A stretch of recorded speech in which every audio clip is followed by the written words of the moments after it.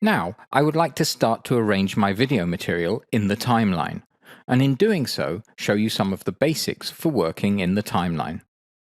I can view the first clip I would like to place in my timeline in the preview window by double-clicking. As we previously saw, I can view it and specify a start and end point from the preview window.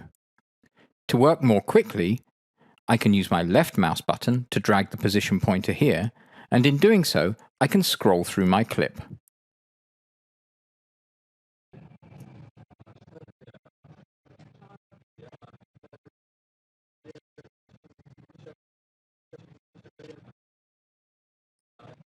Here, I can see towards the end of the clip that a window frame comes into view, and as I don't want to see this, I will set the out point here so that just this part of the clip will be used.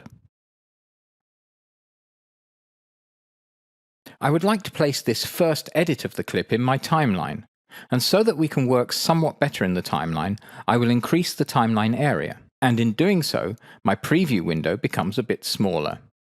I can now see that the timeline has various tracks. And if I want to insert a clip from my preview window, there are various possibilities. The first way I will insert the clip is by using these controls here. Here we have the options Overwrite to Timeline and Insert to Timeline. I will use Overwrite to Timeline first, and with this option, by clicking this button, my clip will be placed at the current locator position in the timeline. If I haven't worked in my timeline yet, the position will certainly be at 0, and I can move this cursor using my left mouse button to any location in the timeline. If I want to be certain that the cursor is at the beginning, I can press the Home button on my keyboard, and it will jump to 0. My preview window has turned black, and that is because we are now working in the timeline, and the preview window is showing the timeline. To see my clip again, I can double-click it in the bin, and it appears in the preview window with the correct in and out points as they have been remembered.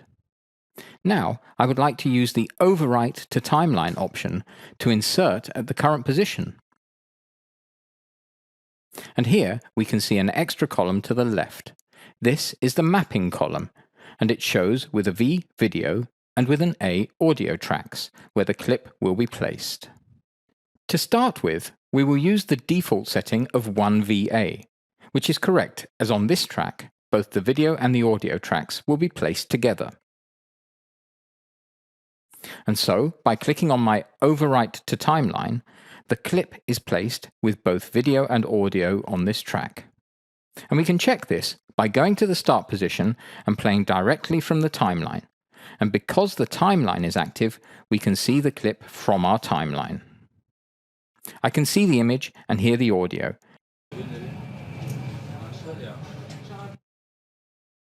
So I can be sure that the clip has been inserted correctly. Now I would like to talk some more about mapping, and to do this I'll open another clip in my preview window by double-clicking it in the bin. I'll choose this display table,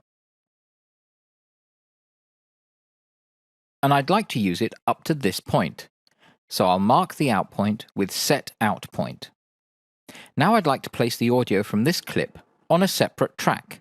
And to do this, I just choose the audio symbol for audio channel 1-2 stereo audio, and with my left mouse button held, I can move it to another track. I can see that I cannot place it here, as that is a video track, but I can place it here below in one of the audio tracks, and I'll choose audio track 1A. If I now use the Overwrite to Timeline function, then the clip is placed at the current location, but with my mapping options. And I can see that I have two clips. One here, representing video data, and one here to represent the audio data. The audio was therefore placed on track 1A. So that's just some extra detail concerning the mapping track.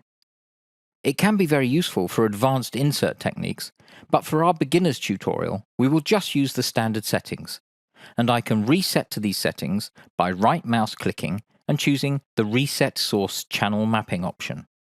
And I would recommend using this for all users.